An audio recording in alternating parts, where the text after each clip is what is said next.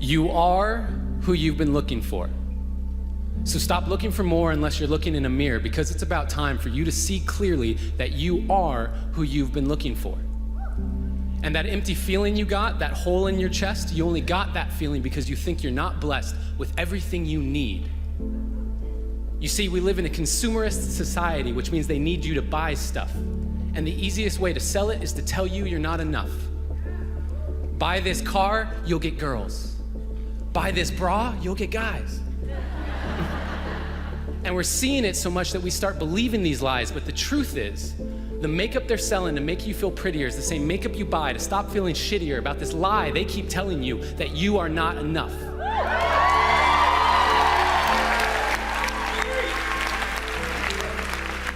And what about the movies we watch, all the shows on TV? The more I watch, the more I see I need you to complete me. And yes, love is the answer, love is the key, but if you can't love yourself, how can you ever love me? And loving yourself, what does that even mean? Like massages and selfies and that sort of thing? Because the more I think about it, the more it feels weird. I've always been taught that self-love was something to be feared. I'm supposed to love myself, but how do I even do that? Well, I got a trick that I picked up from a friend who noticed that I was quick to defend her when she would say something negative about herself. She would say, "I'm so dumb," and I'd say, "You're so brilliant." She'd say, "I'm so weak," and I'd say, "You're so resilient." And when she said, "I feel ugly," and I said, "You look beautiful," she asked me why I was so dutifully filling up her cup constantly and yet treating my own cup so irresponsibly.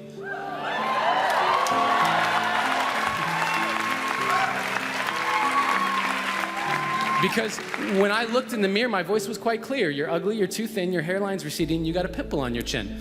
And that was when she gave me a piece of advice that changed my life. She gave me a hug.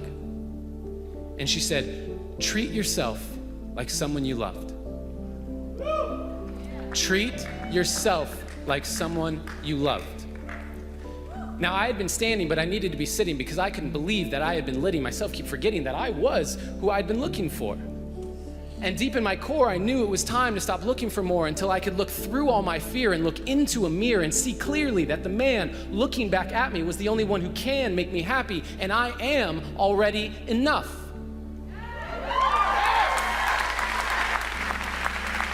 And I am not any more special or unique than you. That is why I'm here to speak to you. You are already enough.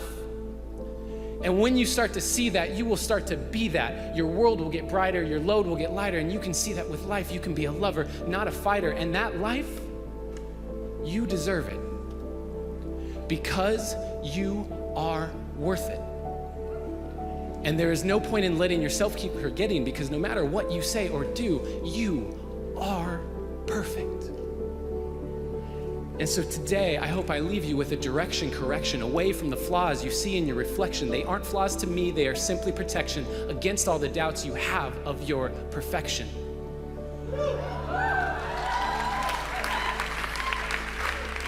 So start today. Take a good, long look in the mirror and say, "I am who I've been looking for." How much do you love yourself? Because if you understand the value of self-love, you'll never be friends with those type of people. Most of the people out here are running around empty. They have no sense of self.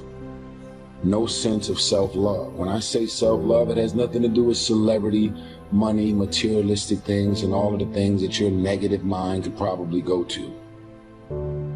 It has nothing to do with self-love. It has nothing to do with looks. Nothing to do with cars and any of the superficial things that one would assume that could make you love yourself even more. It's a matter of knowing your value. It's a matter of you saying, I don't have to be around these people in these type of environments and situations in order for me to finally see the value in myself. I love me independent of you loving me. I believe in me.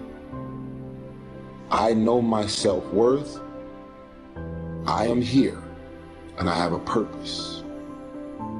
There is no value in having wisdom, knowledge, insight, spirituality, love. Every day, I am a work in progress.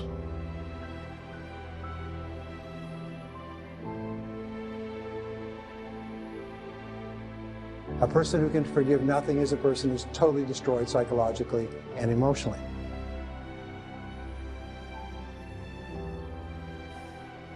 Forgive your parents. Forgive any relationship that you ever had that didn't work out. Forgive everyone else in your life that has ever hurt you in any way. Forgive yourself.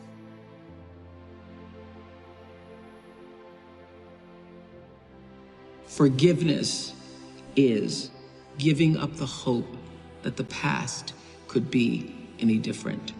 I think for myself, and I know many of you, you think forgiving means accepting what has happened to you. Well, it is accepting that it has happened to you. Not accepting that it was okay for it to happen. It is accepting that it has happened, and now what do I do about it? Forgiving is giving up the hope, not holding on, hoping, wishing that it could have been any other way than it actually was. Giving up the hope that the past could be any different.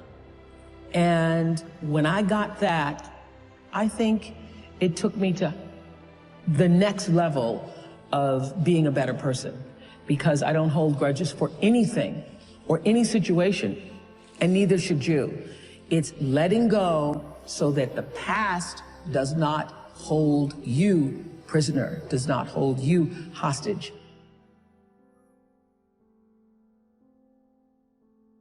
See, life is cyclic. You're not, whatever experience you're having right now, it has not come to stay. It has come to pass. Not to stay, just to pass. It's just going through. The biggest challenge is to know what's happening. This is a part of this thing we call life. This too shall pass. And maintaining perspective, putting it in perspective. Let it go and begin to focus on developing myself. And I say to you, you're going to have people to do things to you. Things are going to happen to you. And the most important thing to do is to harness your will and let it go and move so you can grow, so you can get on with your life.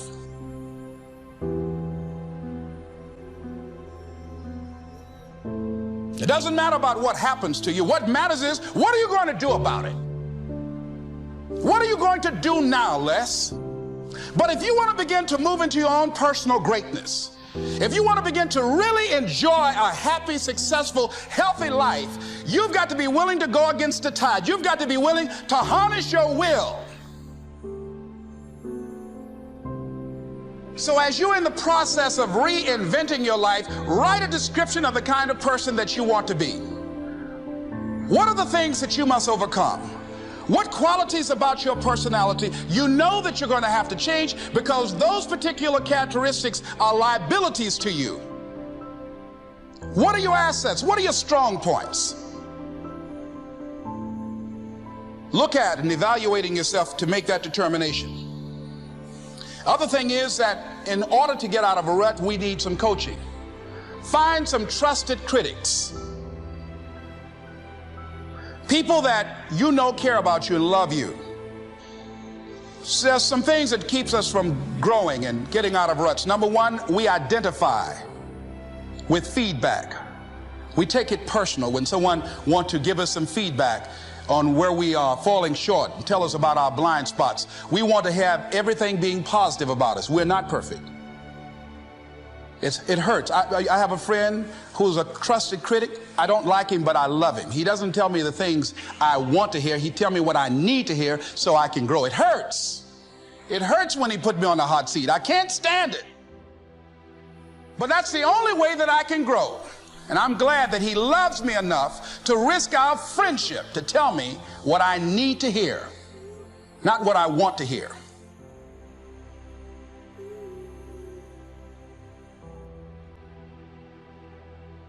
Stop scaring yourself.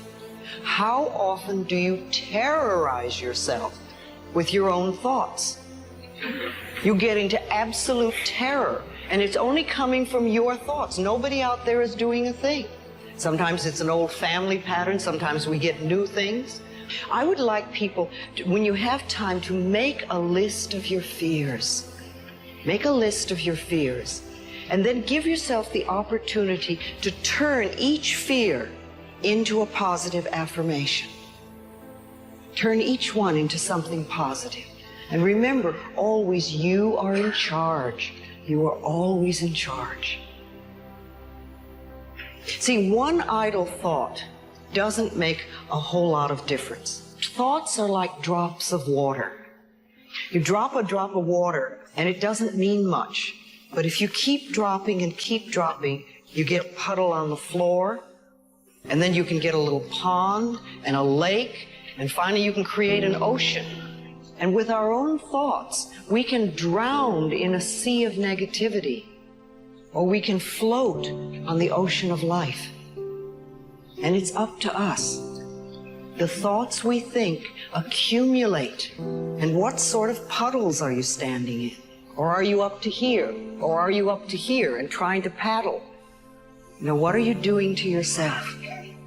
When we're willing to change our thinking, we can change our experiences. And it doesn't matter if you've got a big puddle of negative thoughts. You know, you can move over here and create a puddle of mindfulness, positive thoughts. You can make changes, always. So you want to turn those fear thoughts into positive affirmations. Let them work for you.